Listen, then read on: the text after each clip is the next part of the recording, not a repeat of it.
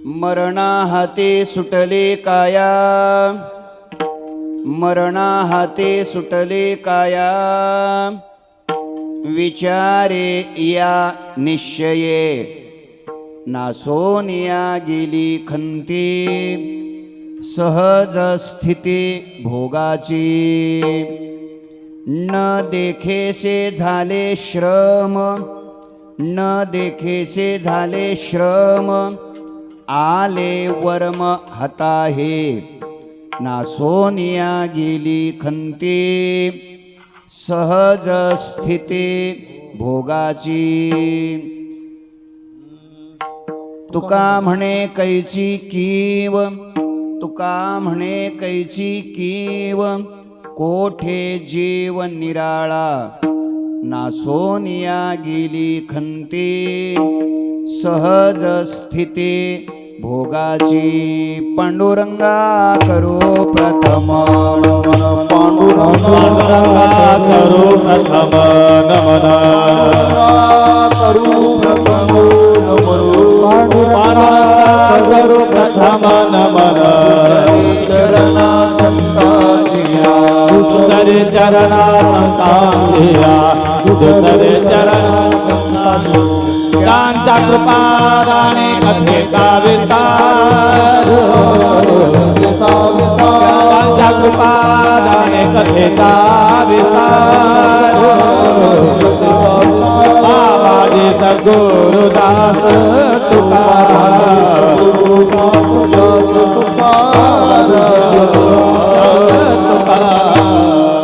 नमो सद्गुरु तुकया ज्ञान दीपा, नमो सद्गुरु सच्चिदानंद रूपा, नमो सद्गुरु भक्त कल्याण मूर्ते, नमो सद्गुरु भास्करा पूर्ण कीर्ती.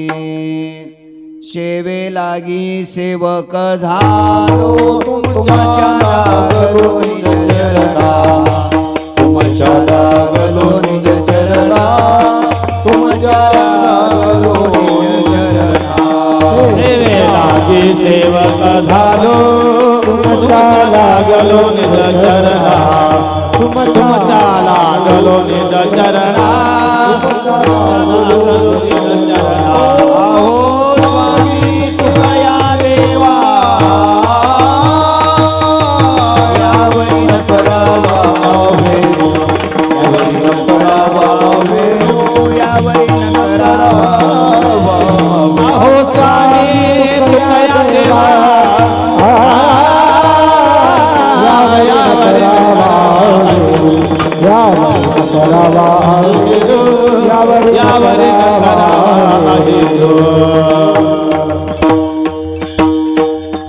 मरणा हाती सुटली काया, विचारे या निश्चये, नासोनिया गेली खंती, सहज स्थिती भोगाची.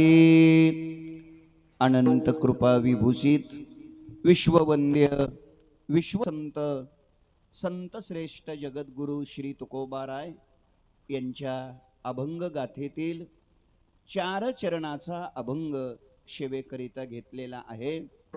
या अभंगाच्या द्वारा संत श्रेष्ठ जगद्गुरु श्री तुकोबाराय परमात्म्याच्या भक्तीच्या द्वारा भगवत कृपेने आपल्या जीवनामध्ये घडलेली जगद विलक्षण अलौकिक क्रांती या अभंगातून महाराज स्पष्ट करतात. विठ्ठल विठ्ठल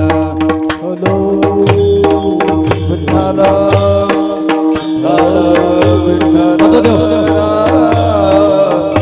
पददेव पालन कर.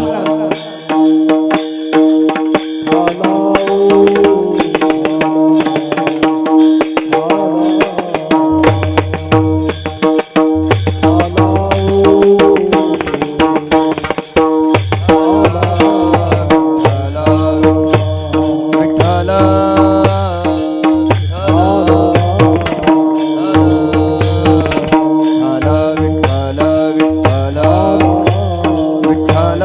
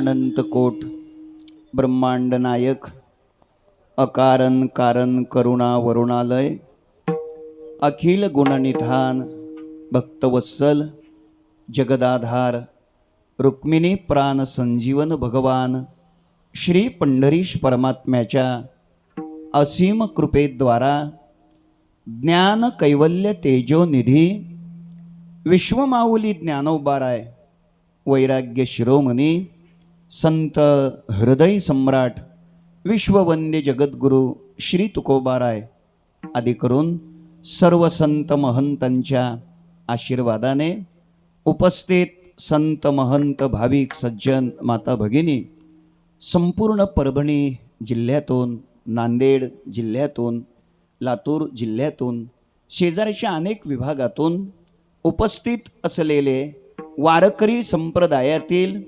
वारकरी शिक्षण संस्थेतील ज्येष्ठ श्रेष्ठ अध्वर्यू कीर्तनकार प्रवचनकार कथाकार टाळकरी वृंद गायनाचार्य मृदंगाचार्य आणि आपण निष्ठावंत भगवान श्री पंढरीरायाचे वारकरी आपणा सर्वांच्या पवित्र उपस्थितीमध्ये स्वानंद सुखनिवासी गुरुनाम गुरु सद्गुरु जोग महाराज यांच्या अनुकंपेने भगवान श्री पंढरीरायाचे महान उपासक महान भगवत भक्त संत श्रेष्ठ सद्गुरु संत मोतीराम महाराज यांच्या अनुकंपेने आणि त्यांच्याच फळावरतील सर्व निष्ठावंत भाविकांच्या पवित्र उपस्थितीमध्ये आज श्री क्षेत्र शिरपूर तालुका पालम जिल्हा परभणी या गावामध्ये या गावातील माली पाटील परिवारातील जुन्या पिढीतील वारकरी संप्रदायातील अत्यंत घराण्याची आणि परंपरेने निष्ठेने सेवा करणारं व्यक्तिमत्व आयुष्याच्या शेवटच्या क्षणापर्यंत संत मोतीराम महाराजांच्या दिंडी सोहळ्यामध्ये राहून दिंडीतील वारकऱ्याची निष्ठेने सेवा करणारं सेवक असलेलं व्यक्तिमत्व वैकुंठवासी प्रातस्मरणीय हरिभक्तीपरायण आदरणीय व्यंकटराव नामदेवराव शेवटे अर्थात माली पाटील यांच्या 8व्या पुण्यस्मरणाच्या निमित्ताने माली पाटील परिवाराच्या द्वारा त्यांचे बंधू आदरणीय गंगाधरराव नामदेवराव शेवटे, त्यांचे सुपुत्र, वारकरी संप्रदायाला परिचित असलेलं आणि वारकरी संप्रदाय हाच ज्यांच्या हृदयाचा आत्मा असलेलं असं व्यक्तिमत्व प्राध्यापक आदरणीय सुधाकरजी शेवटे सर आणि त्यांचे बंधू आदरणीय मधुकरजी नामदेवराव व्यंकटराव माली पाटील शेवटे यांच्या या विनंतीनुसार वारकरी संप्रदायातील आपण सर्व वैष्णव या ठिकाणी उपस्थित आहात. मी आपणा सर्वांच्या चरणकमली हृदयापासून वंदन करतो.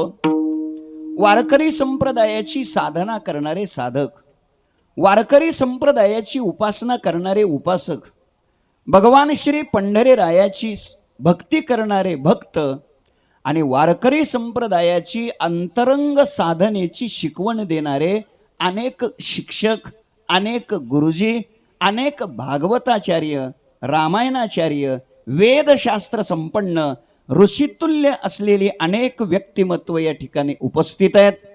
आपणा सर्वांच्या पवित्र चरणाला मी मनापासून हृदयापासून वंदन करतो आणि आपल्या सर्वांच्या पवित्र उपस्थितीत आपण जसे आशीर्वाद द्याल या पद्धतीने अभंगाचं चिंतन करण्याचा प्रयत्न करतो. विठ्ठल विठ्ठल.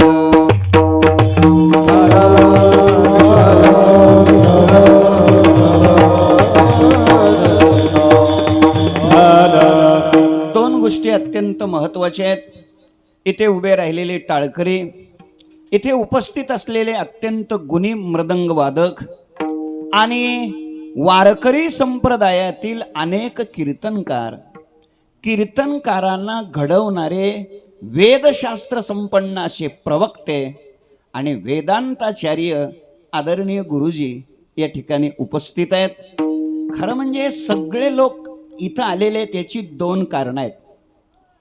त्यातलं एक अतिमहत्वाचं कारण आहे, ज्यांचं हे 8वं पुण्यस्मरण आहे असे वैकुंठवासी आदरणीय व्यंकटरावजी माली पाटील यांचं जे जीवन आहे ते संत मोतीराम महाराज फळा संस्थान करता, संत मोतीराम महाराजांच्या दिंडीकरिता आणि भाविकांच्या वारकऱ्याच्या सेवेकरिता ज्याने आपलं संपूर्ण आयुष्य वेचलं, ज्यांच्या आयुष्याचा प्रत्येक क्षण आणि ज्यांच्या शरीरातल्या रक्तातला प्रत्येक थेंब वारकरी संप्रदायाची आणि विशेष करून संत मोतीराम महाराजांच्या भक्ताची सेवा करण्यात ज्यांनी आयुष्य घालवलं असे व्यंकटरावजी पाटील माली पाटील आणि त्यांच्या प्रेमामुळं, त्यांच्याच खऱ्या अर्थानं शक्तीमुळं आपण त्यांचं दर्शन घेण्याकरिता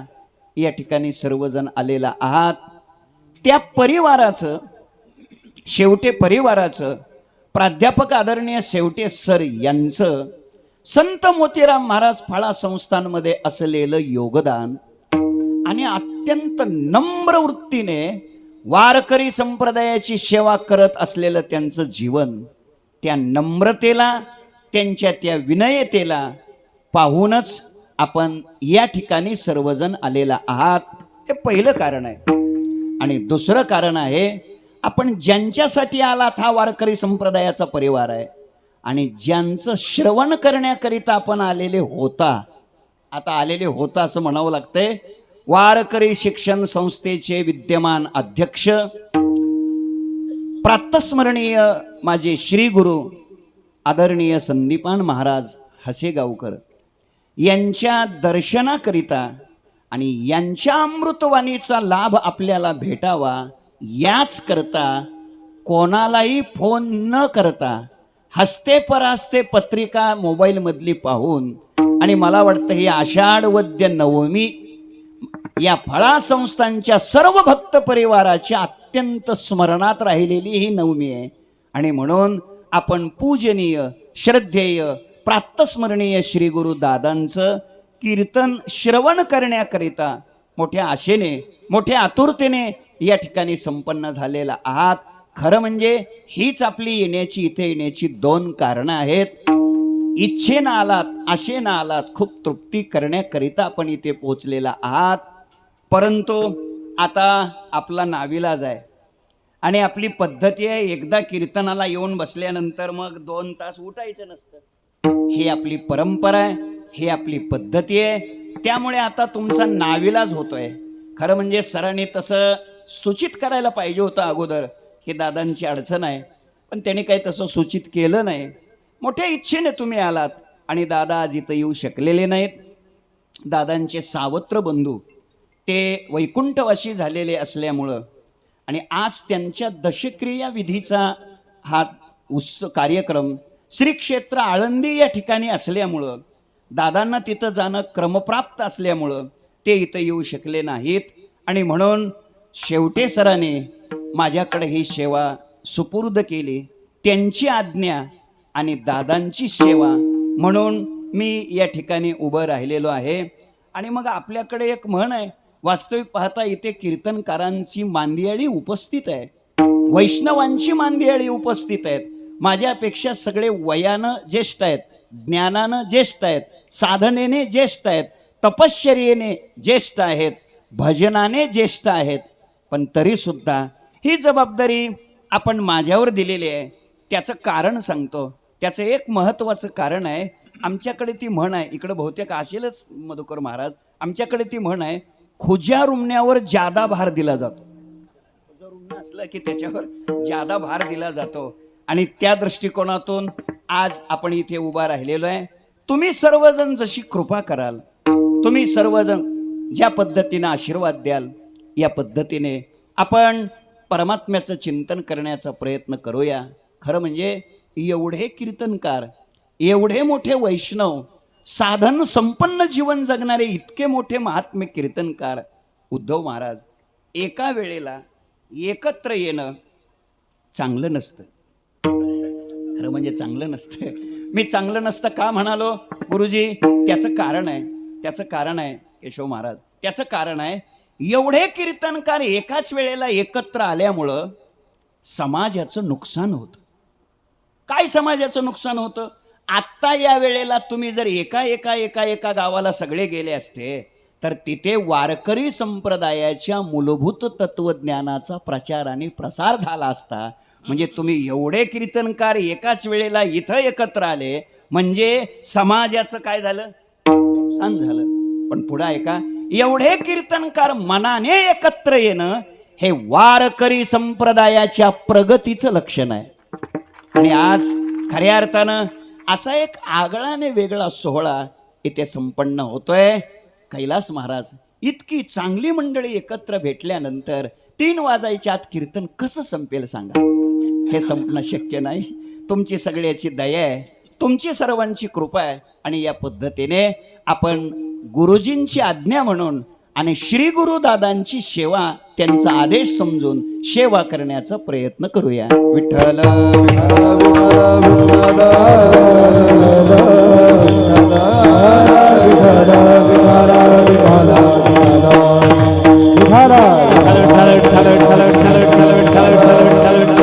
संसाराचं जीवन जगत असताना ज्यांनी परमार्थामध्ये यत्किंचितही अंतर पडू दिलं नाही, संसारातल्या अनेक संकटाला अडचणीला तोंड देत असताना सुद्धा आपली परमार्थाची साधना यत्किंचितही ज्यांनी कमी होऊ दिली नाही, त्यांचं नाव आहे वैकुंठवासी व्यंकटरावजी माली पाटील. सतत साधना, आयुष्याच्या शेवटच्या क्षणापर्यंत त्यांनी भजनाची साधना, भजन करणाऱ्या वारकऱ्याची सेवा ही साधना त्यांनी सोडली नाही. आणि सगळ्यात सर्वात श्रेष्ठ जर साधना जीवनातली कोणती असेल तर सेवा. ज्ञानोबरायाची भाषा आहे, ते तर सेवा हा दारवंठा, जे ज्ञानाचा कुरुठा ते तर सेवा हा दारवंटा, तो स्वाधीन करी सुभटा ओळगोने. सर्वात महत्व जर आयुष्यात कशाला असेल तर ते सेवेला आहे.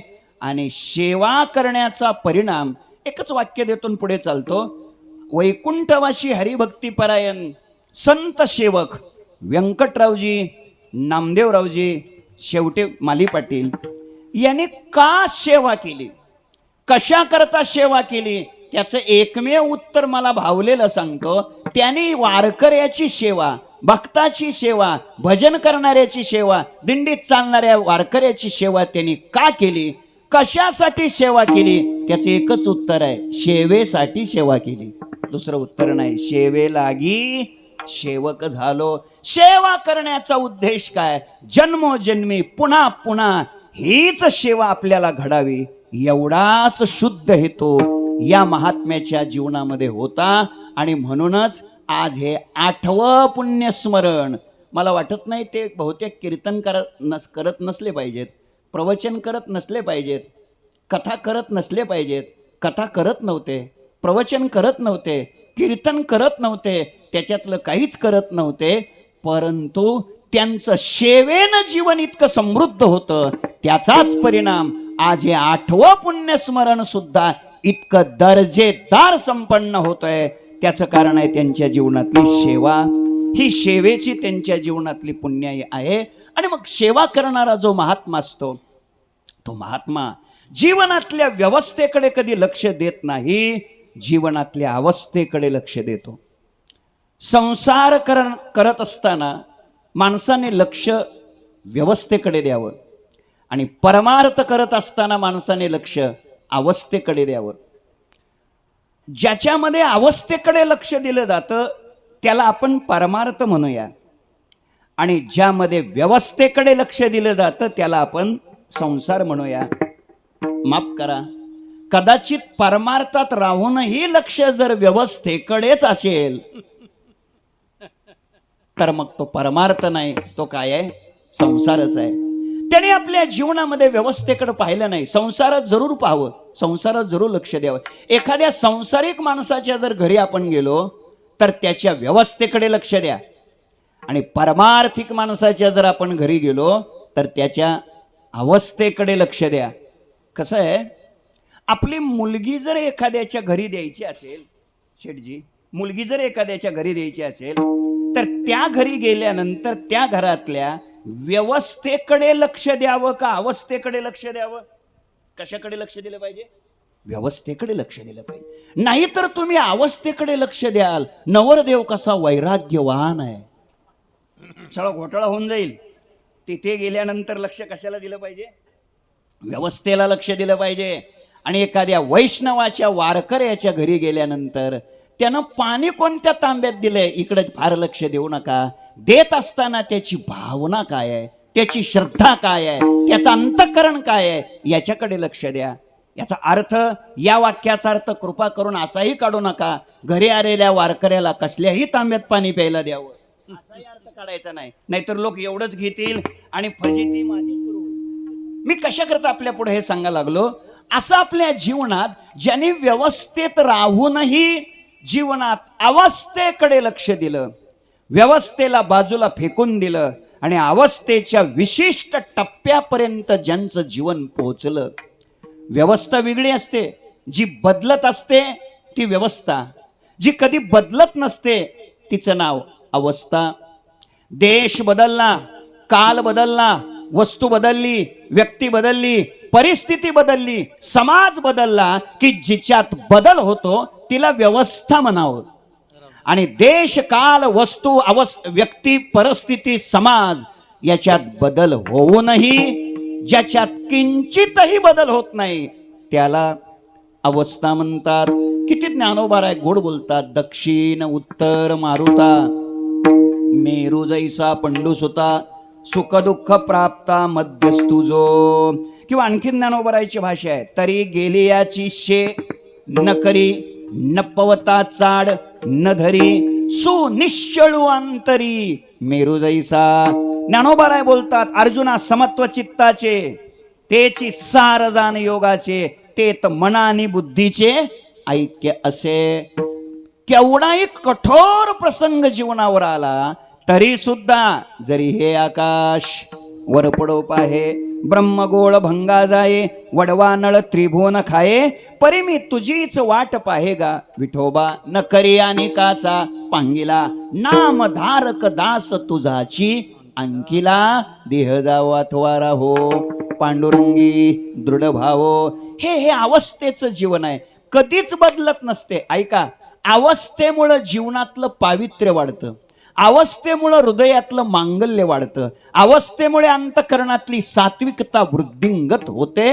अशा अवस्थेच्या अतिउच्च टप्प्यापर्यंत भगवत कृपेने महाराजांचं जीवन पोहोचलं आणि अशी एक जगत विलक्षण आगळी आणि वेगळी अवस्था आपल्या जीवनामध्ये प्राप्त झाली. ती अवस्था महाराज सेवेकरिता घेतलेल्या अभंगाच्या पहिल्या चरणात मरणाहाती सुटली काया, मरणाहाती सुटली काया, मरणाहाती सुटली काया, मरणाहाती सुटली काया.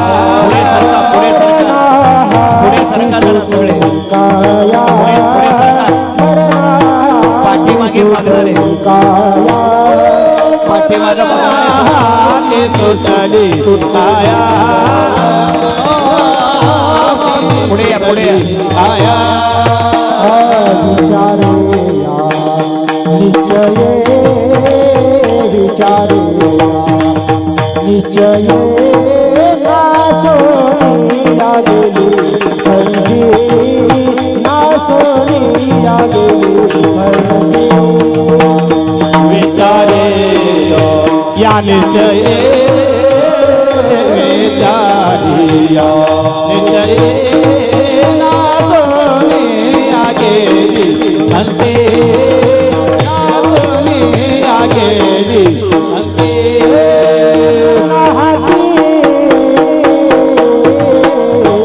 मरणाहाती सुटली काया,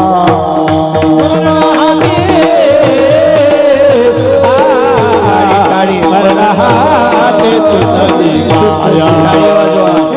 विचारे या निश्चय,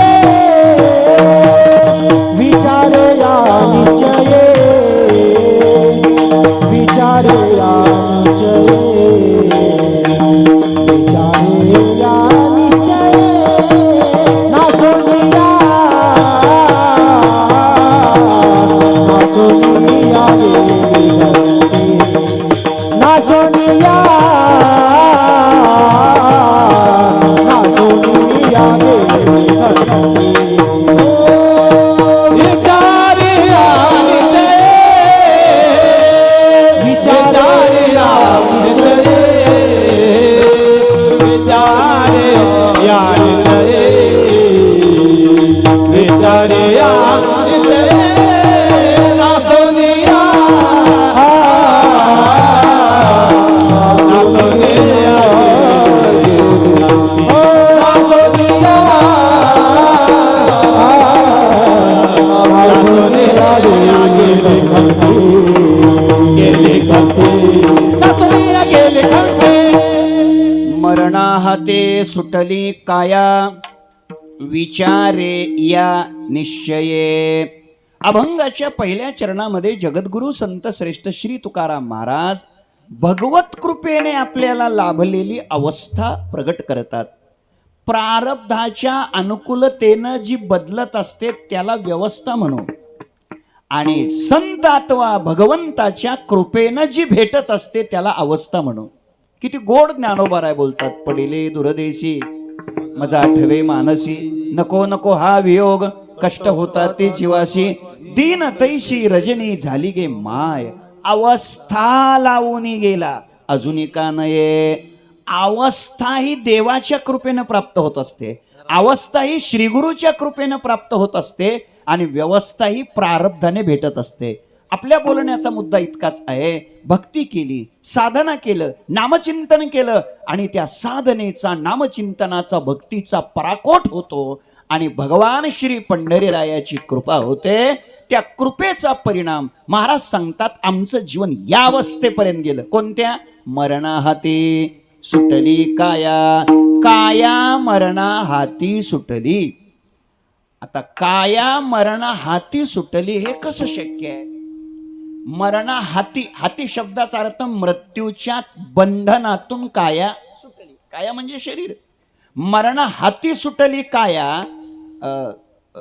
हाती म्हणजे तावडीतून, मृत्यूच्या तावडीतून, मृत्यूच्या बंधनातून, मृत्यूच्या ताब्यातून काया सुटली. हाती शब्दाचा आणखीन एकदम सोपा अर्थ करायचाच ठरला तर मृत्यूच्या कचाट्यातून ही काया काय झाली? सुटली. मरणा हाती सुटली काया. आता विचारच केला, गुरुजी इथं उपस्थित आहेत, विचारच केला तर मृत्यूच्या हातातून काया सुटणं शक्य आहे का? अशक्य गोष्ट आहे. एरवी ब्रह्म सत्य आहे, जग मिथ्या आहे, जीव ब्रह्म आहे. आणि म्हणून या देहाचा, या जगाचा जर विचार केला तर हे नाशिवंत आहे, हे नश्वर आहे, सगळी प्रमाण आपली पाठ आहे. हे शरीर जात आघवे नाशिवंत स्वभावे, म्हणून तू झुंजावे पंडुकुमारा. नाशिवंत देह नाशेल हा जाना, नाशिवंत देह जाणार सकळ. या आशयाची शेकडो प्रमाण पाठ येत आणि तसा आपला अनुभव आहे. क्षणाक्षणाला हे शरीर काय होत असते? नष्ट होत असतं, क्षीण होत असतं. क्षीण क्षी येते इथे शरीर हा, जे क्षीण होतं त्याला तर शरीर म्हटलं जातं. क्षणाक्षणाला हे बघा, गुडघे दुखायला कधी सुरू झाले कळतंय का? नाही कळत, नाही कळत. मोतीबिंदूची ऑपरेशन कधी आली समजतंय का? नाही समजत. हातपाय लटलट कधी कापायला लागले कळतंय का? नाही कळत. काळे काळे कुरळे कुरळे केस असताना पांढरे कधी झाले? त्यांनी पक्ष कधी बदलला? हे समजत सुद्धा नाही. सुरुवातीच्या कालामध्ये गालावरचा एखादाच केस पांढरा होतो आणि मग त्याला ते सहन होत नाही, मग त्यानं पक्ष बदलला म्हणून त्याला असा उपटून काढून फेकून दिला जातो. पण एखाद्यानंच पक्ष बदलला तर माझ्या मुद्द्याकडे लक्ष नीट द्या. हे कधी घडलं कळतं का? कळत सुद्धा नाही. बरं, वृद्ध होण्याकरिता, क्षीणता जीवनात येण्याकरता कोण प्रयत्न करतं? कोण कुठे ऍडमिशन घेतंय? काहीच करावं लागत नाही. क्षीण होणं, नासणं हा या शरीराचा काय आहे? स्वभाव आहे, गुणधर्म आहे. किती ज्ञानोबारायाची भाषा गोड आहे बघा. ज्ञानोबाराय बोलतात, फार गोड दृष्टांत दिलाय ज्ञानोबारायने. दृष्टांत सांगतो नंतर ओवी सांगतो. ज्ञानोबाराय इतकं सुंदर बोलतात. ते कणिक तिंबण्याची परात असते. परात महाराज, कणिक तिंबण्याची परात असते. परात भरून पाणी घेतलं, परात भरून पाणी घेतलं आणि त्याच्यामध्ये एक एवढा असा मिठाचा खडा घेतला आणि तो मिठाचा खडा 11 वाजल्यापासून साधारणतः 12 वाजेपर्यंत 1 तास परातभर पाण्यामध्ये एवढा मिठाचा खडा जर घासला तर 1 तासाने तो एवढा मिठाचा खडा अंदाजे एवढा होईल. मग एवढा होईल का? मग काय होईल? तो खडा विरघळून जाईल, नष्ट होईल, संपून जाईल. कोण?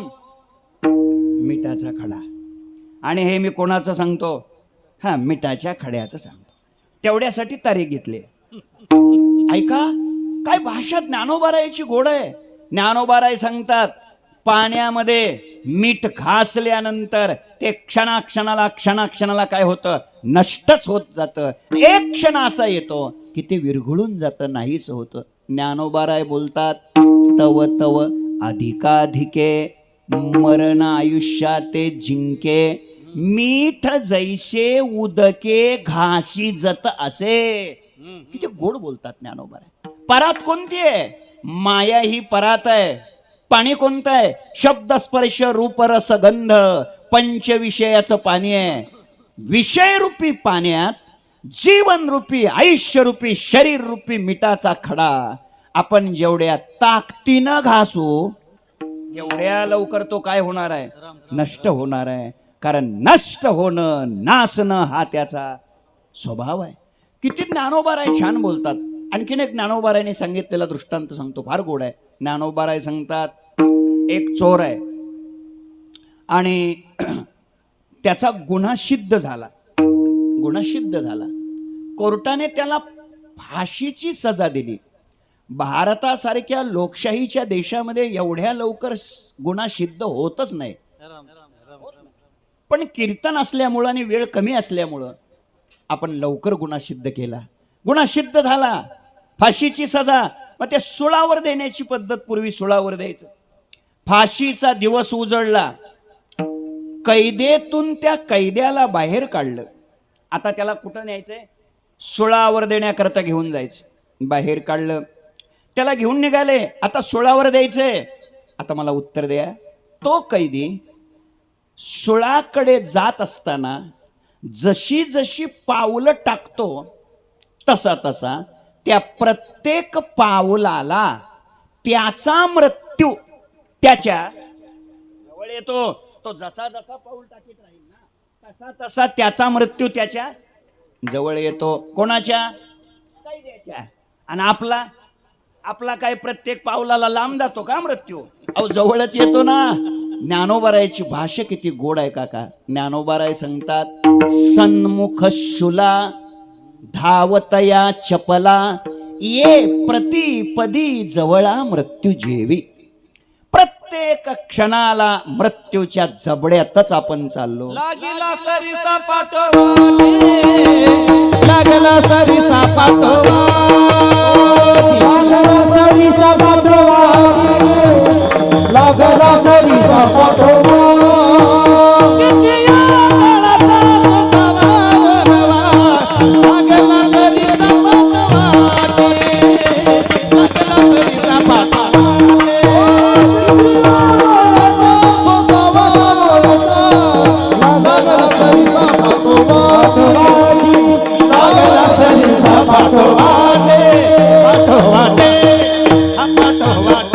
किती या काळाचा सोसावा वळसा, लागला सरीसा पाठोवाटे.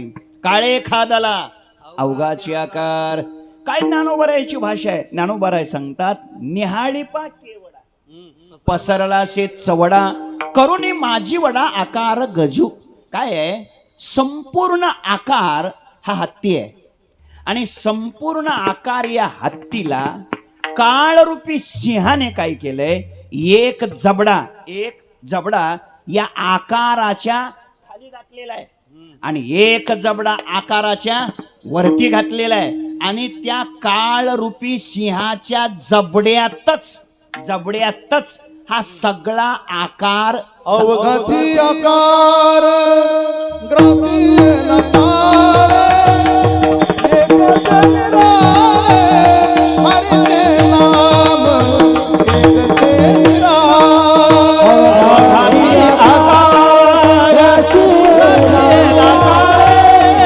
एक निराळे, हरिचे नाम एक ते निराळे.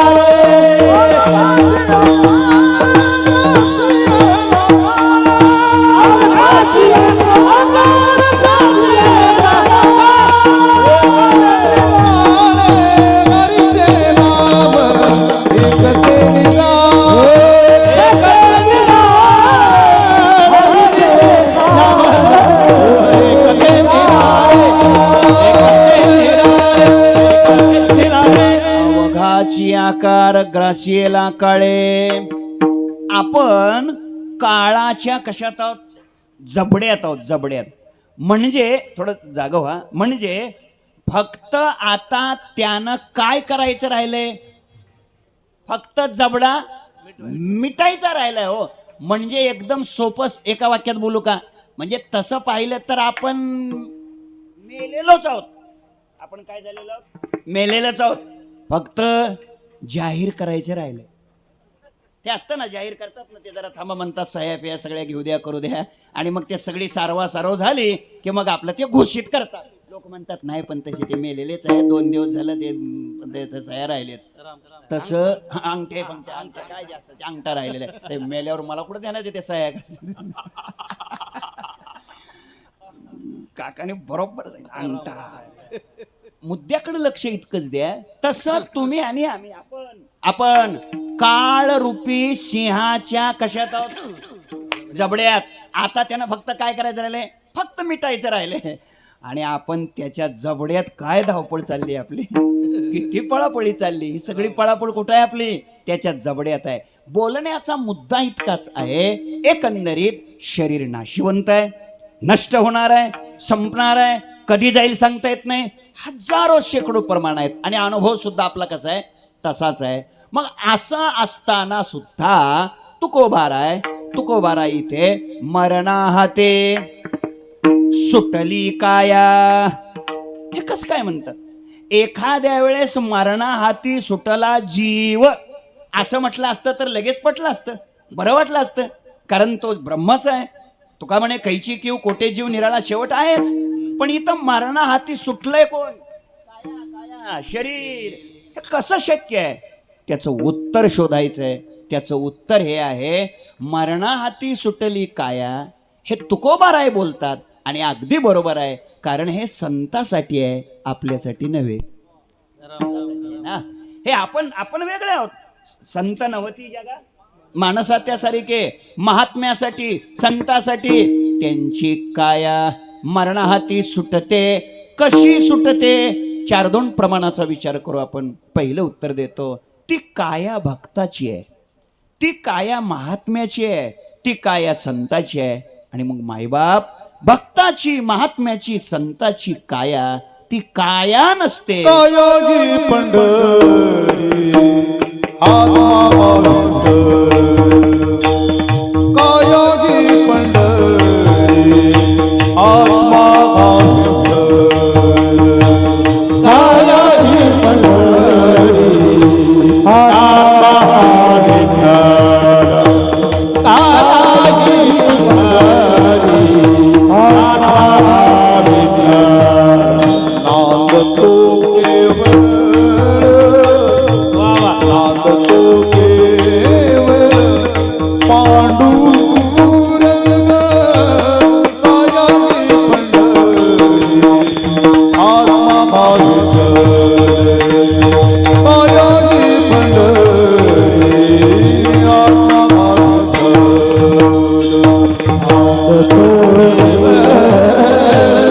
नाद तो केवळ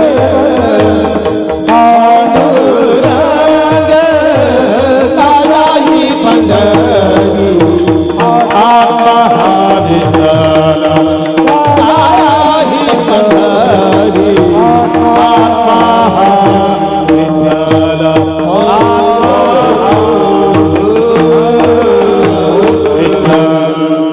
परमात्म्याच्या भक्तीच्या द्वारा अखंड नामचिंतनाच्या द्वारा वैष्णवाची काया राहिलेली नसते. ती कायाच ब्रह्म होते. ब्रह्मभूत काया होतसे कीर्तने. त्यांची काया काय आहे? ब्रह्म आहे. आणि मग ऐका, जर काया ब्रह्मच असेल तर मग ती मरेल कशी? मरणाहाती सुटली काया.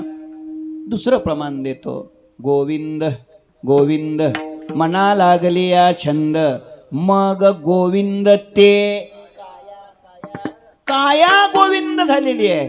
जर कायाच गोविंद असेल तर मृत्यूचा प्रश्नच कुठे येतो? मरणाहाती सुटली काया. 2 उत्तर झाली. तिसरं उत्तर देतो, त्यांची काया कशी असते? कशी? वैष्णवाची, वारकऱ्याची, साधूची, महात्म्याची जी काया असते, तुकोबारायची गोड भाषा आहे. तुकोबाराय सांगतात त्यांची काया निर्मळ हे काया काया अधिष्ठान देवाचे, निर्मळ हे काया अधिष्ठान दयाचे,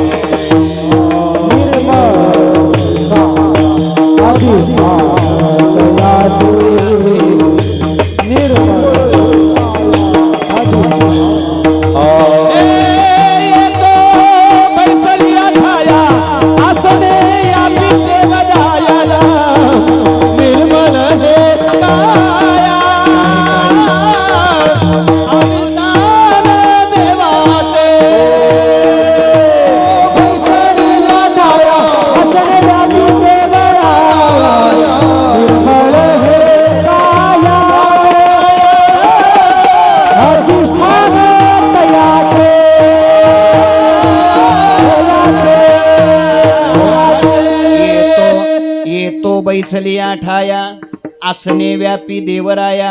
किती गोड बोलतात महाराज. निर्मळ हे काया अधिष्ठान तयाचे.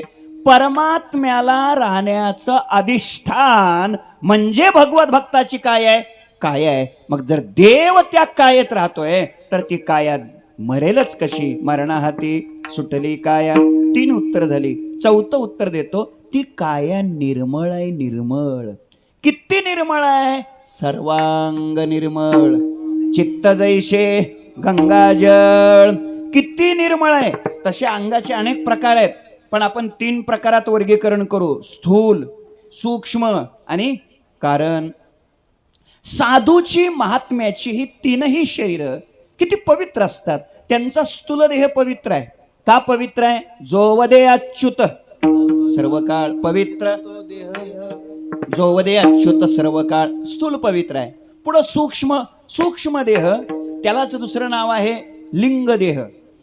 त्यालाच तिसरं नाव आहे सूचक देह. त्याला 4थं नाव आहे वासनामय देह. 17 तत्वाचा सूक्ष्म देह आहे. आणि मग आता ऐका, त्याच्यामध्ये काय? वासना. वासना तर दुसरा जो देह आहे सूक्ष्म देह तोही त्यांचा पवित्र आहे. का? त्याचं कारण आहे वासना निमाली समूळ ज्याची. वासना वासनेशी नाही असं त्यांचं जीवन आहे. तुका म्हणे अवघी आवरली वासना. आता नारायणा दुसऱ्यापासून किंवा पायी गोविली वासना. तुच्छ केले ब्रह्मज्ञाना असं त्यांचं जीवन आहे. म्हणून वासना संपली अर्थात वासनेशी नाही. सूक्ष्म पवित्र आहे. आणि तिसरा देह आहे कारण. कारण देह म्हणजे निबिड अज्ञान, गडद अज्ञान, शुद्ध अज्ञान म्हणजे कारण देह. तो कारणही पवित्र आहे. का पवित्र आहे? त्याचं कारण आहे गुरु तेथ ज्ञान.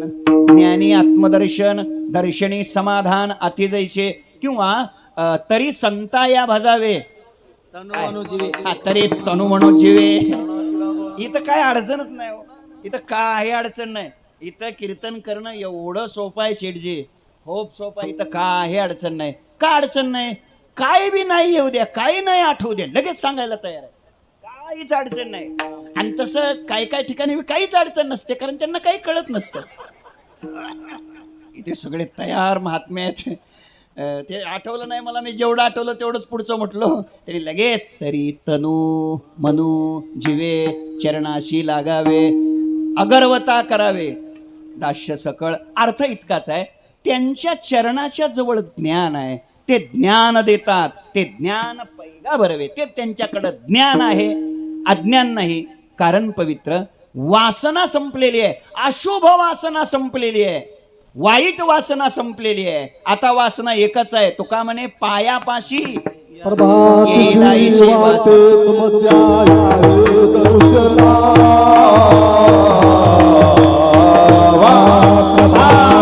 सेवा दे तुमच्या यावी दर्शना.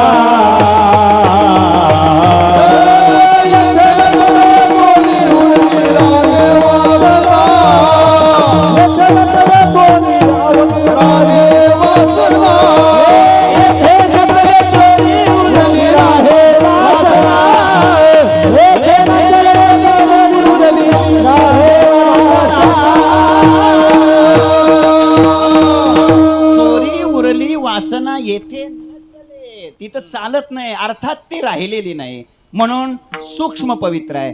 आणि अखंड भगवंताचं नामचिंतन त्यांचं चालू असल्यामुळं त्यांचा स्थूलही काय आहे? पवित्र आहे. 3ही देह त्यांचे निर्मळ आहेत. म्हणून मरणाहाती सुटली काया. किती उत्तर झाली? 4 झाली का? 5वं उत्तर आहे का? का त्यांची काया मरणाहाती का सुटते? त्याचं 5वं उत्तर आहे, त्यांचं जे शरीर असतं ना, काय तुकोबारायची चरण आहे. तुकोबाराय सांगतात, तुका म्हणे ते शरीर घर भांडार देवाचे. म्हणून मरणाहाती सुटली काया. 6वं उत्तर सांगतो, का काया मरणाहाती सुटली? 6वं उत्तर असं आहे, त्यांचं जे शरीर आहे ना, काय तुकोबाराय गोड बोलतात. तुकोबाराय सांगतात, त्यांचं शरीर कसं असतं? सकळ चिंतामणी शरीर. जरी दयाहंकार समूळ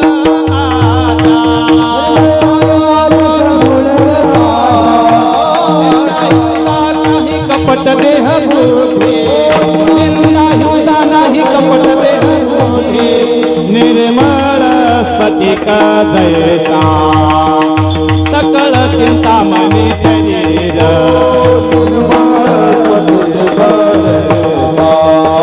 सकळ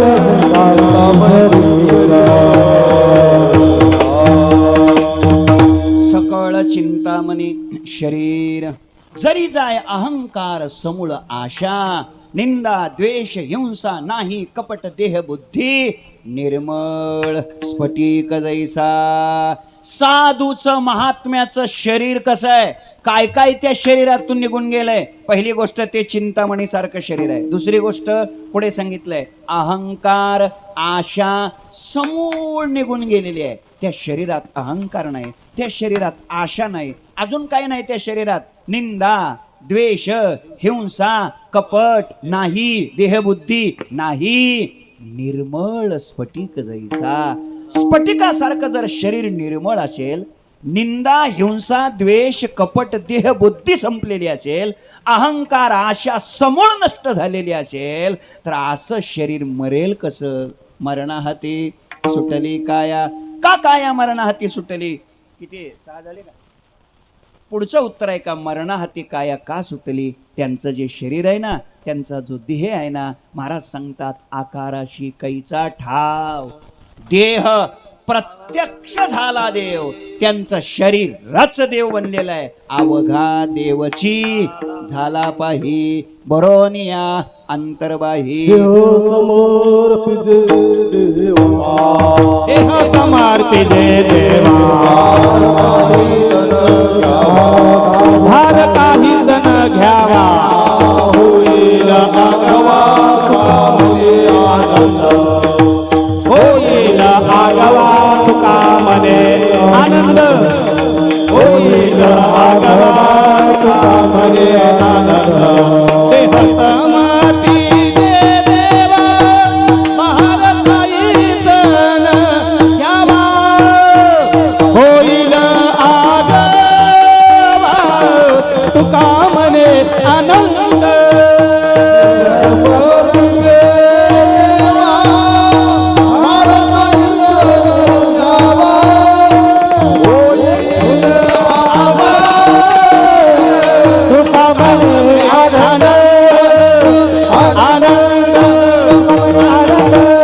महापुरुषाची महात्म्याची काया मरणाहाती का सुटते, त्याचं पुढचं कारण मी आपल्या पुढे निवेदित करतो. त्यांचं जे शरीर असतं, अर्थात त्यांचा जो देह असतो तो कसा असतो, फार गोड वर्णन आहे. त्यांचा देह म्हणजे ज्ञानोबाराय सांगतात ते सदेह सच्चिदानंद. कान होती ज्ञानोबारायची भाषा आहे तयाचे सुखे म्हणो येती वेद ते सदेह सच्चिदानंद कान होती, याचा अर्थ होती.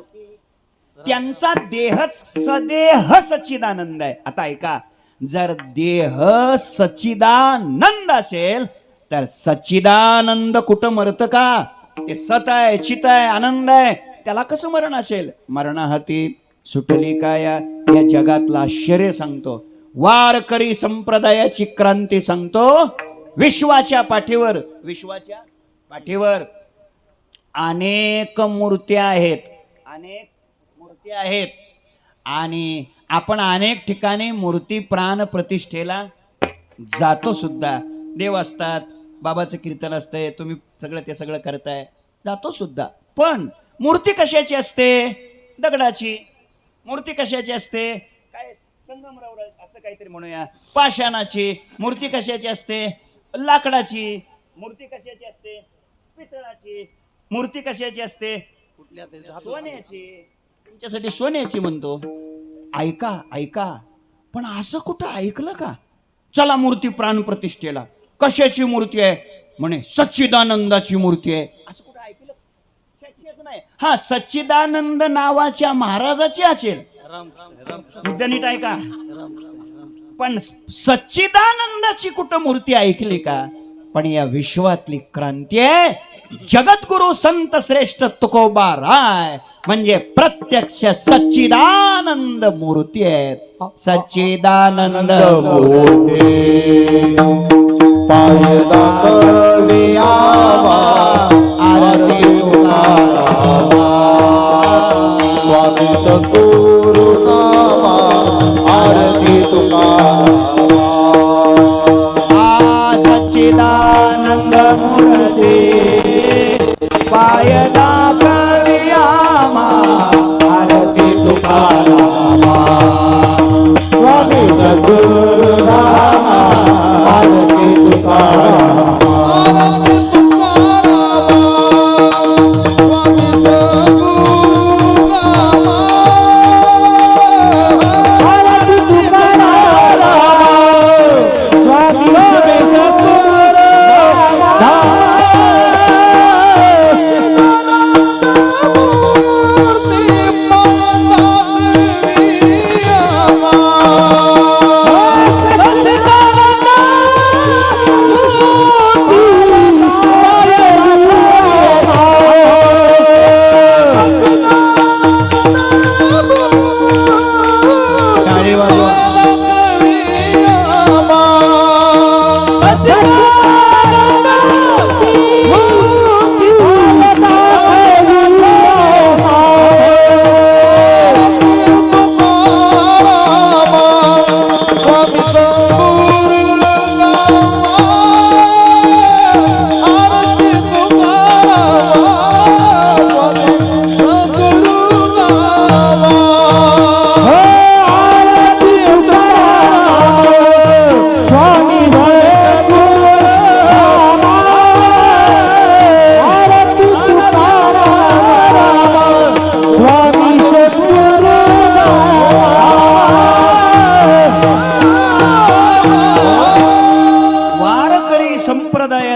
अलौकिक क्रांती आहे. जगद्गुरु तुकोबाराय म्हणजे प्रत्यक्ष सच्चिदानंदाचीच काय ते सत चित आनंद एकत्र केलं, गोठलं, ते तापवलं, ते एकत्र केलं, ते साच्यात ओतलं. काय काय ओतलं साच्यात? आणि त्या सच्चिदानंदाची मूर्तीच म्हणजे कोण आहेत? जगद्गुरु तुकोबाराय. केवढी क्रांती आहे. मग जर काय नमो सद्गुरु तुकया, नमो सद्गुरु सच्चिदानंद रूपा. आणि म्हणून मरणाहाती सुटली काया. अजून एक जगातलं आश्चर्य सांगतो. आपण पुतळे अनेक पाहिले, पुतळे अनेक पाहिले. मला त्याचा आता वाद वाढवायचा नाही, तुम्ही लक्षात घ्या फक्त. पुतळे कशाचे असतात? लोखंडाचा असतो. अजून कशाचा असतो? अजून कशाचा असतो? फायबरचा असतो. आणखीन कशाचा असतो? पंचधातूचा असतो, तांब्याचा असतो. अनेक पुतळे पाहिले, पण या विश्वाच्या पाठीवर वारकरी संप्रदायाने या जगाला असा एक पुतळा दिला की तो पुतळा म्हणजे कैवल्य. कैवल्याचा पुतळा प्रगटला भूतळा. कैवल्याचा पुतळा प्रगटला भूतळा. कैवल्याचा पुतळा प्रगटला भूतळा. कैवल्याचा पुतळा प्रगटला भूतळा. सद्वाळा ज्ञानोपमाचा चैतन्याचा जिव्हाळा ज्ञानोपमाचा. चैतन्याचा जिव्हाळा चैतन्याचा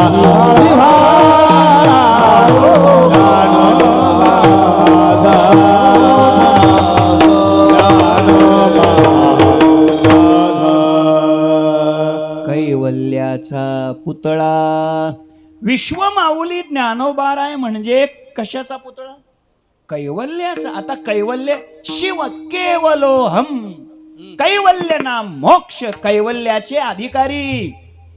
ऐका, कैवल्य ही एक स्थिती आहे, अति उच्च स्थिती. शिव केवलोहम. आणि ज्ञानोबाराय म्हणजे प्रत्यक्ष त्या कैवल्याचाच काय आहे? जगातलं केवढं आश्चर्य आहे. आणि मग जर ते कैवल्याचा पुतळा म्हणजे ज्ञानोबाराय असतील, तर मग मरणाहाती सुटली काया असं म्हणायला अडचण काय आहे? मरणाहाती सुटली काया का सुटली? महाराजांनी पुढे उत्तर दिले, विचारे या निश्चये या विचारे काया मरणा हाती सुटली. या निश्चये काया मरणा हाती सुटली. आता विचारे कोणत्या आणि निश्चये कोणत्या? जर शेवटी राहिलाच विचार तर आपण त्याचा विचार करण्याचा प्रयत्न करूया. नाहीतर गुरुजी सांगतील मग विचार निश्चय. विचारे काया मरणा हाती सुटली आणि निश्चये काया मरणा हाती सुटली. महाराज सांगतात काया मृत्यूच्या तावडीतून बाजूला गेली. ही महाराजांच्या जीवनातली अवस्था आहे. पण लक्षात ठेवा, अशा अतिउच्च अवस्थेपर्यंत जरी जीवन जाऊन पोचलं तरी प्रारब्ध वशामध्ये जोपर्यंत प्रारब्ध शिल्लक आहे तोपर्यंत कर्म करावंच लागेल. आणि मग कर्म करत असताना त्याचे भोग भोगावेच लागतील. महाराजांना विचारलं, मग ते कर्म करत असताना तुम्ही तुमच्या जीवनात भोग भोगता की नाही? तुम्हाला भोग भोगावे लागत असतील. तुमच्या जीवनामध्ये प्रारब्धवशात या देहाच्या संबंधाने काही चिंता तुमच्या जीवनात असेल. महाराज सांगतायत भगवत कृपेचा परिणाम, अतिउच्च अवस्थेला गेल्याचा परिणाम आता आमच्या जीवनात कोणतीच चिंता राहिलेली नाही आणि भोगाची ही स्थिती सहजतेमध्ये रूपांतरित झालेली आहे. हा अभिप्राय अभंगाच्या दुसऱ्याकडे. सोनिया गेली ग ना सोनिया गेली गंगे. सोनिया गेली गंगे ना सोनिया गेली गंगे ना सोनिया गेली गंगे ना सोनिया सोनिया गेले खाली गेले खाली सदशिती भोगाची सदशिती भोगाची सदशिती भोगाची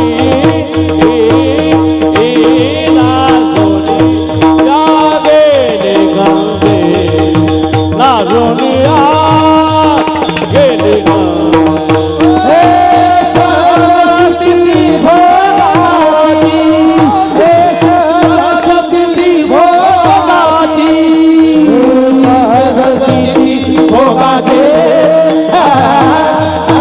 ना सोनिया गेली खाली ना सोनिया गेली ना सोनिया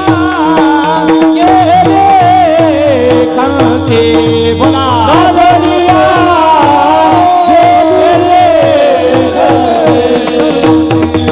सहजा तिथी भोगाची सहजा तिथी भोगाची ना सोनिया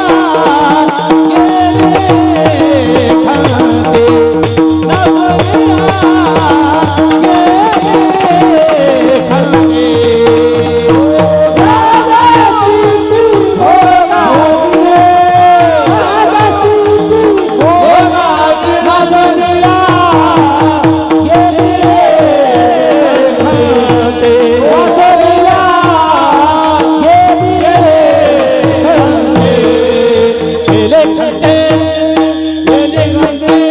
सोनिया गेली खंती सहज स्थिती भोगाची. खंती शब्दाचा अर्थ आहे चिंता काळजी. महाराज सांगतात आता आमच्या जीवनातली चिंता काळजी काय झाली? नासून गेली, शिल्लक राहिलेली नाही. काय आहे? चिंता दोन प्रकारची असते. जगामध्ये वर्ग दोन आहेत. एक वर्ग संसारिकाचा आहे आणि एक वर्ग साधकाचा आहे. संसारिक माणसाच्या जीवनात चिंता असते आणि साधकाच्या जीवनात चिंता असते. साधकालाही चिंता असते आणि संसारिकालाही चिंता असते. फरक एवढाच आहे, साधकाला जी चिंता असते ती संसारिकाला नसते आणि संसारिकाला जी चिंता असते ती साधकाला नसते. संसारिक माणसाला चिंता कशाची असते? नित्य उठवणे खावा याची चिंता. म्हणून आम्ही अगोदर उरकलोय. अगोदर संसारिकाला चिंता भोगाची आणि साधकाला चिंता मोक्षाची. साधकाला चिंत कायमी उद्धार पावेन, काय कृपा करील नारायण. आईशे तुम्ही सांगा संतजन, करा समाधान चित्त माझे, काय हे खंडईल कर्म. सगळं सगळं सगळं बघा आणि त्याचं शेवटचं चरण बघा. आईशी चिंता करी सदा सर्व काळ, रात्रंदिवस हेची तळमळ. तुका म्हणे नाही आपुले बळ, जेणे फळ पावेन निश्चयची. तुका म्हणे चिंता वाटे कोण भेटे, सांगेसा कोणे गावी आहे. सांगा हा विठ्ठल. कोई कहियो रे प्रभु आवंती, कोई कहियो रे प्रभु आवंती.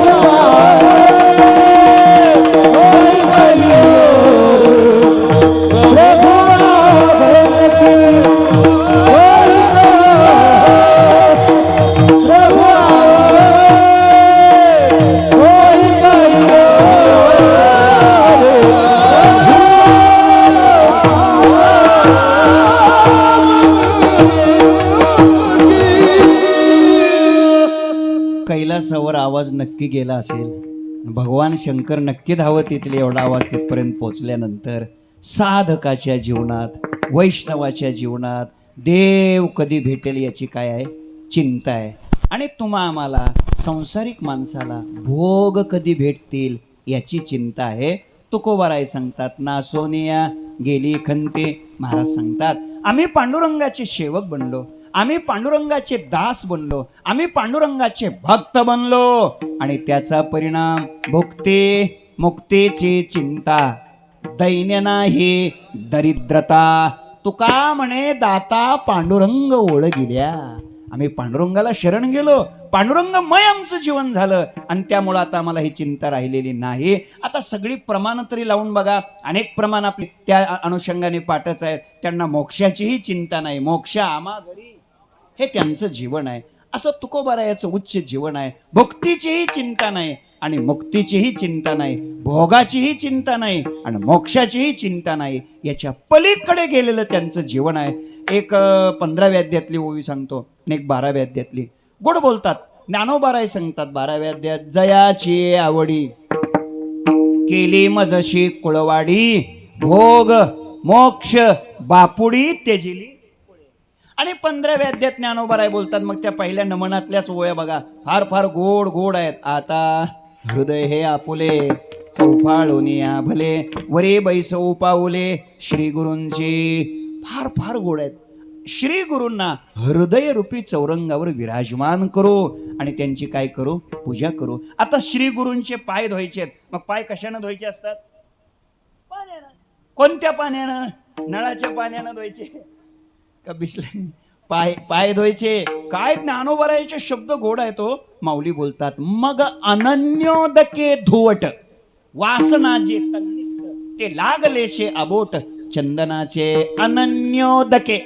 अनन्यता याच कोणी पाण्याने श्री गुरूंचे पाय प्रक्षाळायचे. फार पुढे तिथं गंध लावायचा, चंदन, पुढे सगळं सगळं बघा काय ओवाळायचंय. पुढे ज्ञानोबाराय सांगतात, मग प्रेमाचे निर्वाळून या नुपुरे लेवू सुकुमारे पदेती घनावली आवडी अव्यभिचारे चोखडी. फार गोड बोलतात ज्ञानोबाराय. ज्ञानोबाराय पुढे सांगतात तेत अहम हा धूप जाळू, ना अहम तेजे ओवाळू, सामरस्ये पोटाळू निरंतर. पुढे बोलतात मग माझी तनु आणि प्राण या दोन्ही पाववा लेवू श्री चरण. आणि पुढे ऐका करू भोग मोक्ष निंबलोन पाया तया. हे त्यांचं जीवन आहे. म्हणून महाराज सांगतात ना सोनिया गेली खंते. पुढे काय सहज स्थिती भोगाचे. आता आमचं जीवन सहजतेत पोचलेलं आहे. वारकरी संप्रदायातले अत्यंत अंतरंग असलेले प्रवक्ते अभ्यासू मंडळी या ठिकाणी उपस्थित आहेत. जे थोडं लक्षात येतं ते बोलतो, नंतर काय असेल ते मार्क घेतो परत विचारून. सहज स्थिती भोगाची. भोगामध्ये सहजता आहे. सहजता कशी सहजता आहे? सहजता जीवनात यायला पाहिजे. साधारणपणे 3 अवस्थेचं चिंतन आपण करतो. जागृती, सुषुप्ती, स्वप्न. 3 अवस्थेचं चिंतन करतो. सामान्य मनुष्य 3 अवस्थेच्या पलीकडे कधीच जात नाही. कधीच जात नाही. आपल्याला जागृती, आता जागे आहोत, जागृती. आपण कधीतरी जागृतीत असतो. जागृतीत नसलो तर मग सुषुप्तीत असतो. सुषुप्तीत नसलो तर स्वप्नात असतो. या 3 अवस्था संपले तर मग मेलेलो असतो. या 3 अवस्थेच्या पलीकडे आपलं जीवन जात नाही. सांसारिक सामान्य मनुष्य 3 अवस्थेत राहतो. जागृती, सुषुप्ती, स्वप्न. पुढे 4थी अवस्था आहे तुरिया. ज्ञानी महात्मा तुरियावस्थेपर्यंतच राहतो. पुढे 5वी अवस्था आहे उन्मणी. योगीराज उन्मणी अवस्थेपर्यंत पोहोचतो. आणि पुढेही एक 6वी अवस्था आहे. तिचं नाव आहे सहजावस्था. या सहज अवस्थेपर्यंत भक्त असतात, संत असतात, महात्मे असतात. उत्तमा सहजावस्था. भागवताने म्हटलंय असं उत्तम पुरुष जो आहे महात्मे ते सहज अवस्थेपर्यंत पोहोचतात. आता आपली प्रमाण सगळी पाठ आहेत. सहज मी आंधळा गा निज निराकार पंथे. सहजता, सहजता. अजून काय सहजता? ज्ञानोबा फार गोड बोलतात. ऐका, भक्तीच्या अनेक व्याख्या ज्ञानोबारायांनी सांगितल्यात. अनेक. आणि त्याच्यातली एक व्याख्या सांगतो. ज्ञानोबाराय सांगतात हे पहिली ना सरती, तिजी ना चौथी. पुढे ऐका, माझी ये सहज स्थिती भक्ती नाम. सहजतेपर्यंत जीवन जाणं म्हणजे काय? अनुकूलता असू द्या किंवा प्रतिकूलता असू द्या, त्याचा वृत्तीवर यत्किंचितही परिणाम न होणं हे सहजतेचं लक्षण आहे. पदोपदी निज पदा गेली ये ओ, पदोपदी निज पदा गेली ये ओ. पदोपदी निज पदा गेली ओ, पदोपदी निज पदा गेली ओ.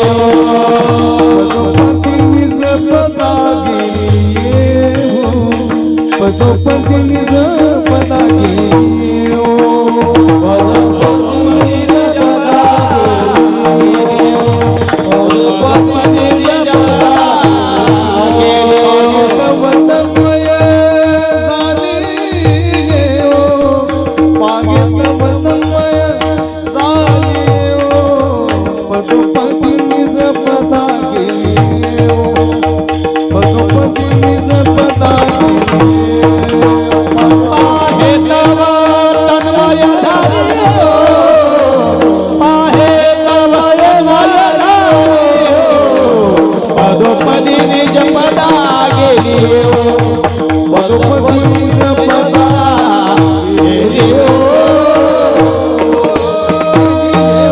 विश्वमाऊली ज्ञानोबारायांची भाषा गोड आहे. टप्प्या टप्प्याने हळूहळू एक एक पायरी ओलांडत ओलांडत ओलांडत.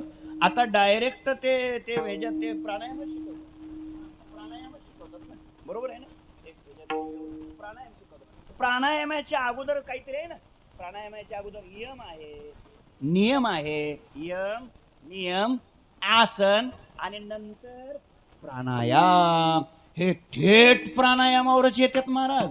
यमाचा पत्ता नाही, नियमाचा पत्ता नाही. काही खाल्लं तरी चालतं, काही पिलं तरी चालतं, फक्त प्राणायाम करा. बडव्यात अगोदर यम करावा लागेल. यमाचे 5 प्रकार आहेत, ते अंगीकारावे लागतील. नियम 5 प्रकारचा आहे, तो अंगीकारावा लागेल. नंतर आसन आहे आणि नंतर प्राणायाम आहे. एकदमच 4थ्या पायरीवर उडी शक्य नाही. पदोपदी गेली हो. अर्थ इतकाच आहे, सहजता जीवनात फार महत्वाची आहे. बघा, प्रतिकूलता अथवा अनुकूलता याचा ज्याच्या वृत्तीवर यत्किंचितही परिणाम होत नाही. 2-3 प्रकार सांगतो. सांसारिक माणसाच्या जीवनावर प्रतिकूलतेचा किंवा अनुकूलतेचा थेट परिणाम होतो. आणि पुढे सांगतो, लगेच थेट होतो, लगेच परिणाम होतो, लगेच. काय ज्ञानोबाराची भाषा आहे. लोकांनी स्तुती केली की विरघळतो, पगळतो. निंदा केली की सुकून जातो. निंदा मोटकी ऐके, कपाळ धरुनी ठाके, थेंबेनी विरे, वारेनी सोके, चिखलू जैसा. लगेच परिणाम होतो. पुढचा एक आहे, ब्रह्मज्ञानी महात्मा. त्याच्या जीवनावर प्रतिकूलतेचा किंवा अनुकूलतेचा त्याच्या वृत्तीवर परिणाम होत नाही, मनावर परिणाम होत नाही, पण त्याच्या शरीरावर परिणाम झाल्याशिवाय राहत नाही. वेळेची अडचण आहे म्हणून उदाहरण सांगत नाही. आणि शेवटचा प्रकार आहे भगवत भक्ताचा, महात्म्याचा, संतांचा.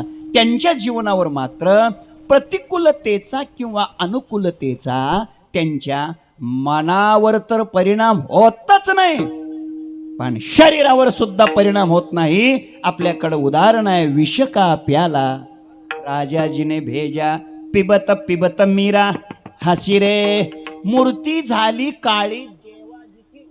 त्या विषाचा परिणाम संत मीराबाईंच्या जीवनावर होत नाही. वृत्तीवर तर नाहीच झाला, पण शरीरावर सुद्धा झाला नाही. याला का? त्यांचं जीवन सहजतेमध्ये पोचलेलं असतं. सहजता फार महत्वाची आहे. ते रामायणामध्ये, कारण आपल्या भागामध्ये भावार्थ रामायणाचे फार आवडीचे लोक आहेत, बरोबर.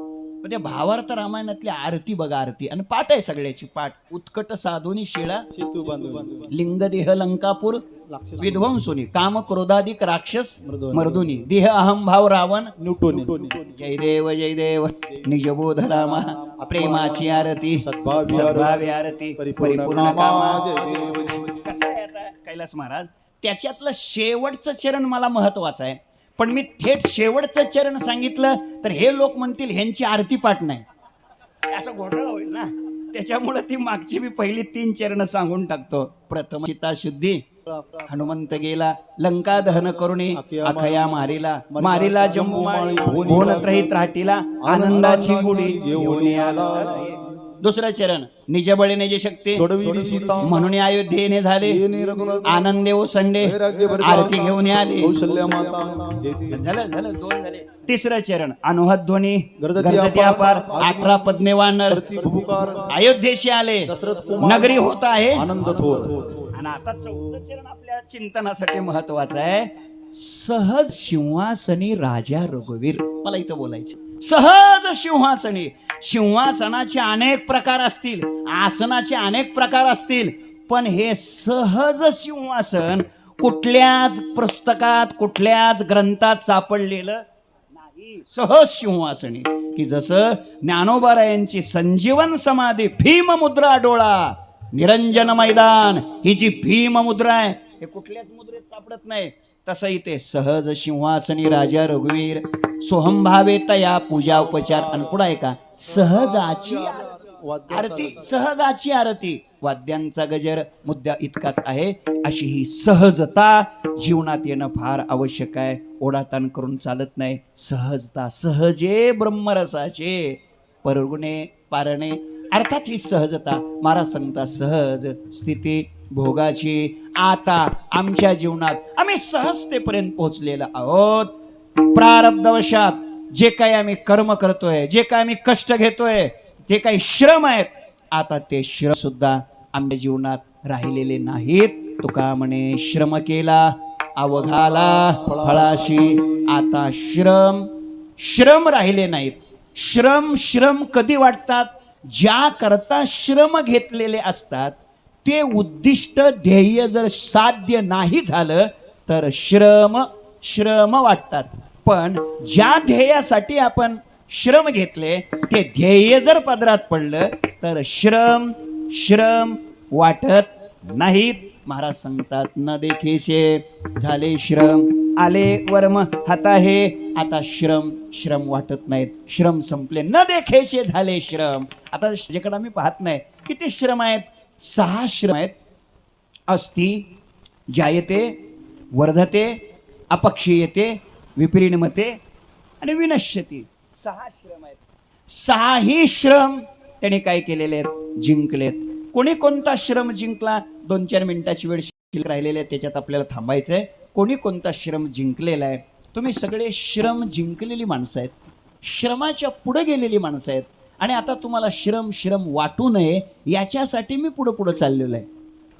म्हणून न देखेशे झाले श्रम. पहिला आहे अस्ति. अस्ति म्हणजे मातेच्या उदरात येणं, हा श्रम बलराम दादाने जिंकला. जगाच्या पाठीवर ही झालेली पहिली सर्जरी आहे. जगातल्या कोणत्याच EMS ला अजून याचा अंदाज आलेला नाही. 7वा जो गर्भ योगमायानेत, कळलं नाही हो, देवकीच्या उदरातून तो गर्भ काढला आणि रोहिणीच्या उदरामध्ये नेऊन घातला. हे कसं केलं कसं घडलं हे अजून कोणालाच कळलं नाही. अस्ति नावाचा श्रम बलराम दादानी जिंकला. पुढं काय, जायते. जायते म्हणजे जन्माला येणे. मातेच्या उदरात आल्यानंतर 9 महिने 9 दिवस पूर्ण झाल्यानंतर काय करावं लागतं, जन्माला यावंच लागतं. तिथं आज नाही मला फार बरं वाटतंय, आज चांगलं करमतंय, माझी आई खूपच श्रीमंत आहे त्यामुळे मला जरा राहू द्या 10-5 महिन्यात, नाही चालत, आई यावंच लागतंय. उलट अगोदर बाहेर काढतात. आता मला असं कळलं केशव बाबा, लोक त्याचे पंचांग बघायला लागले म्हणा. ते म्हणे सिजर करायचे, कुठल्या तारखेला करावं पंचांग, कमाल आहे. ऐका, तर जायते म्हणजे जन्माला येणं, हा श्रम भगवत पूज्यपाद शुकाचार्य महाराजांनी जिंकला. ब्राह्मणाचं पोर एक खेळाशी भ्याले, ते 12 वर्ष लपाले रे. चला, ते 12 वर्ष आईच्या उदरामध्ये राहिले. काय शक्ती आहे, काय सामर्थ्य आहे. म्हणून बघा, जन्मतेनी प्रसंगे स्त्रीदेह शिवणे अंगे, ते तुनी जन्माघवे सोवळे की जे. किंवा जगातल्या 2 वर्ग सांगतो. एक वर्ग असा आहे, जन्माला येतो, साधना करतो आणि विषय जिंकतो. एक वर्ग जन्माला येतो, साधना करतो आणि विषय जिंकतो. या जगातला अजून एक श्रेष्ठ वर्ग आहे, तो विषय जिंकूनच जन्माला येतो. ते विषय जिनोनी जन्मले शुकादिक दादुले. आईच्या उदरामध्ये 12 वर्ष राहिले. जाऊ द्या, लय जुनं उदाहरण आहे. ताजं सांगायचं ठरलं 100 वर्षाच्या पूर्वीचं, आत्ताचं ताजं उदाहरण सांगायचं ठरलं. ज्यांची गाथा पाठ, ज्यांची ज्ञानेश्वरी पाठ, ज्यांचं एकनाथी भागवत पाठ, वारकरी संप्रदायातल्या मृदंगाचे ते जनक आणि वारकरी संप्रदायाच्या वारकरी चालीचे ते भीष्माचार्य, ज्यांचा पहाटेचा काकडा ऐकायला त्या काळातला संगीताचा बादशाह बाल गंधर्व पुढे येऊन बसायचे. वैकुंठवाशी प्रातस्मरणीय गुरुनाम गुरु सद्गुरु बंकट स्वामी महाराज असा इतिहास सांगितला जातो. ते आईच्या उदरामध्ये 18 महिने राहिले. किती? 18 महिने राहिले आणि नंतर जन्माला आले. जायते नावाचा श्रम भगवत पूज्यपाद शुकाचार्य महाराजांनी जिंकला. असती जायते वर्धते म्हणजे वाढ होणे. हा श्रम सनकादिकांनी जिंकलाय. अजूनही सनकादिक 5 वर्ष वयाचेच सनकादिक. अस्ति जायते वर्धते. पुढं विपरिणाम अपक्षीयते म्हणजे काय, बदल होणे. हा श्रम मारुतीरायाने जिंकला. मारुतीराय तसेच आहेत, कसलाच बदल नाही, जसे तसे. हा श्रम अपक्षीयते. पुढे विपरिणमते. वृद्धाप्य आल्यानंतर म्हातारपणाच्या वेदना होतच असतात गरीबाला आणि श्रीमंताला ज्यादा होतातच. कोणी असो, पण वृद्धाप्याच्या वेदना झाल्याच नाहीत. कोण आहेत ते? प्रपितामह भीष्माचार्य. त्यांनी विपरीने हा श्रम जिंकला आणि शेवटचा श्रम आहे नष्ट होणे. जगद्गुरु संत श्रेष्ठ तुकोबारायांनी हा श्रम जिंकला. प्रयाण काळी देवे विमान पाठविले. मने मानवी तनु घेऊन जाती वैकुंठा. घेऊन जाती वैकुंठा. मानवी तनु घेऊन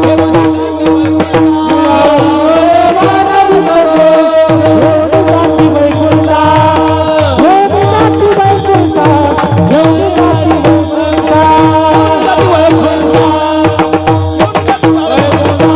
निळा म्हणे मानवी तनु किंवा तनु मानवी दिव्य रूपीच केली. अर्थात तुकोबारायाने हे शरीर घेऊन महाराज वैकुंठाला गेले. म्हणजे महाराजांनी काय विनश्यते नष्ट होणे हा श्रम जिंकला. नदे केशे झाले श्रम आले वर्म हाता हे. का तर आमच्या हातात काय आलंय? वर्म आलंय. कोणतं वर्म हातात आलेलं आहे? महाराज ते वर्म अभंगाच्या शेवटच्या तुका मन गज किंवा गज किंवा तुका मन गज किंवा गज किंवा तुका मन कैसे किंवा गज किंवा तुका मन कैसे किंवा गज किंवा तुका मन गज किंवा गज किंवा तुका मन गज किंवा गज किंवा तुका मन कैसे किंवा गज किंवा तुका मन कैसे किंवा गज किंवा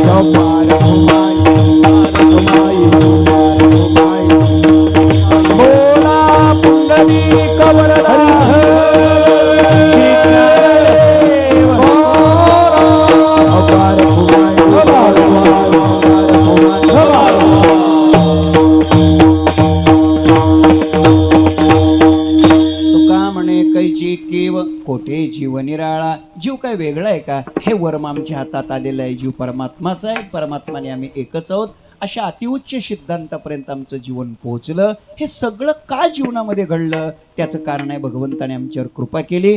परमात्म्याच्या कृपेला आम्ही लायक का बनलो? त्याचं कारण आहे त्याची आम्ही निष्ठेने भक्ती केली, सेवा केली. आणि म्हणून मरणाहाती सुटली काया विचारे या निश्चये या विचारे काया मरणाहाती सुटली. कोणता विचार? तो विचार आहे आत्मानात्म विवेक. या आत्मानात्म विवेकाच्या द्वारा देखी जे देहीचा धर्म देही, आत्मा तो आत्मयाच्या ठाई, या विचाराच्या द्वारा मरणाहाते काया सुटली. निश्चय कोणता आहे? आमच्या जीवनातला निश्चय आहे मी ते मी, तू ते तू, कुकुड हे लाडसे, याचे यास त्याचे त्यास तुक्याने कास घातली. या निश्चयाच्या द्वारा किंवा बुद्धी निश्चय, आत्मज्ञान, ब्रह्मरूप भावी, आपण ब्रह्मनिष्ठा राखे पूर्ण, तत्परायण अहर्निशी, या निश्चयाच्या द्वारा आणि या विवेकाच्या द्वारा काया मरणाहाती सुटली. महाराजांची काया मरणाहाती का सुटली? तर ती काया कशी होती? ती काया ब्रह्मरूप होती, ती काया गोविंद होती, ती काया ब्रह्म चैतन्य स्वरूप होते, सच्चिदानंद होते. आणि सगळं घडलं कशामुळे? अखंड भगवंताच्या चिंतनामुळे महाराजांच्या जीवनामध्ये घडलं. अशी काया असल्यामुळं, कशी काया होती महाराजांची? मला वाटतं 400 वर्षापूर्वीचा इतिहास आहे. महाराजांची सर्वात जास्त कीर्तनं लोहगावला झाली. लोहगाव हे महाराजांच्या आवडीचं गाव. मला वाटतं बहुतेक विमानतळ म्हणूनच तिथं झालं का काय कोणास ठाऊक. लोहगाव आवडीचं गाव. खूप कीर्तनं महाराजांनी त्या गावी केली. ऐका, लोहगावला महाराजांचं कीर्तन सुरू होतं. 400 वर्षापूर्वीचा काळ होता. भौतिक सुविधेचा अत्यंत अभाव होता. म्हणजे भौतिक सुविधा नव्हत्याच. मंडप नाही, स्पीकर नाही, जनरेटर नाही, विको काय काय नाही, काय नाही, रिटर्न नाही, काय नाही, रिटर्न वाजवायचं होतं. काय होतं? काही नव्हतं. खरं म्हणजे पुन्हा एकदा मी जुन्या मंडळींचं मनापासून अभिनंदन करेन. आता अलीकडे किती साधन आले आपल्याकडे, किती व्यवस्था आली आपल्याकडं हो. मला वाटतं 84-85 वर्षाचं वय आहे गुरुजींचं. 85 वर्षाचं वय आहे. साधारणतः 60 वर्षापूर्वी, 65 वर्षापूर्वी, म्हणजे ते साधारणतः जेव्हा 20 वर्षाचे असतील त्या कालखंडात 60-65 वर्षापूर्वी वारकरी संप्रदायातल्या भौतिक सुविधेची परिस्थिती काय असेल? कशाची कुठले व्यवस्थित टाळ, कुठले व्यवस्थित मृदंग, शाही असेल नसेल कोण जाणे, काय अवस्था. अशाही काळात, त्या जुन्या काळात, या जुन्या मंडळींनी देवोनिया जीव वडिली साधेला ठाव, या जुन्या मंडळींनी वारकरी संप्रदाय जतन केला, जिवंत ठेवला. आणि आज तुमच्या आमच्या समोर यांनी उपवास पारणी, राखीला दारवंटा, केला भोगवटा आम्हाला. खरं म्हणजे जुन्या मंडळीचं कौतुक करावं तेवढं थोडंच आहे. प्रातस्मरणीय सद्गुरू संत मोतीराम महाराज, प्रातस्मरणीय सद्गुरू संत मारोतराव महाराज, प्रातस्मरणीय सद्गुरू संत परभणीकर गुरुजी. या परभणी भागामध्ये, या मराठवाड्याच्या विभागामध्ये किती निष्ठेने साधना केली असेल. भौतिक सुविधा नसताना पायीवारी, अखंड वारी या महात्म्याने केलेली आहे. त्यांच्या साधनेला आपला कोटी कोटी खऱ्या अर्थानं सलाम आहे. त्यावेळेचा काळ होता आणि त्या काळात महाराजांचं कीर्तन होतं. ऐका, मग आता त्या कीर्तनामध्ये प्रकाश कुठला, उजेड कुठला?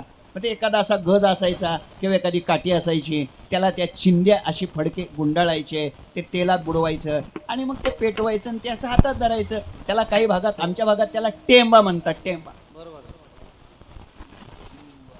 बर, आता मशाल म्हणा, बरं म्हणतो मशाल, असू दे आता. ठीक बरं, टेंबाच बरं आहे. बरं, तर असा तो टेंबा धरायचा आणि मग त्यानं असा तो टेंबा असा हातात धरलेला असतो. त्याच्यात काय असतं, त्याच्यातलं स्नेह कमी झालं, म्हणजे तेल कमी झालं की मग पुन्हा त्याच्यावर काय करावं लागतं? तेल घालावं लागतं. तेल घालता ना तुम्ही? बर. काही लोक सारखं तेल घालतात महाराज, विजूच देत नाही. त्यांना पेटलेलं राहायला बरं वाटतं. चला, तर ते असं, आणि मग तुकोबारायाचं कीर्तन आहे ते. तुकोबाराय कीर्तनात रंगले, रंगला या रंगी तुका विठ्ठल सर्वांगी. टाळकरी कीर्तनात रंगले, मृदंगाचार्य कीर्तनात रंगले, श्रोते कीर्तनात रंगले. महाराजांच्या कीर्तनात श्रोते रंगून जायचे, आमच्या कीर्तनात श्रोते झोपी जातात. का बरं एवढा फरक का? केशवबाबा, उद्धव महाराज, आदरणीय मधुकर बाबा, का फरक आहे एवढा?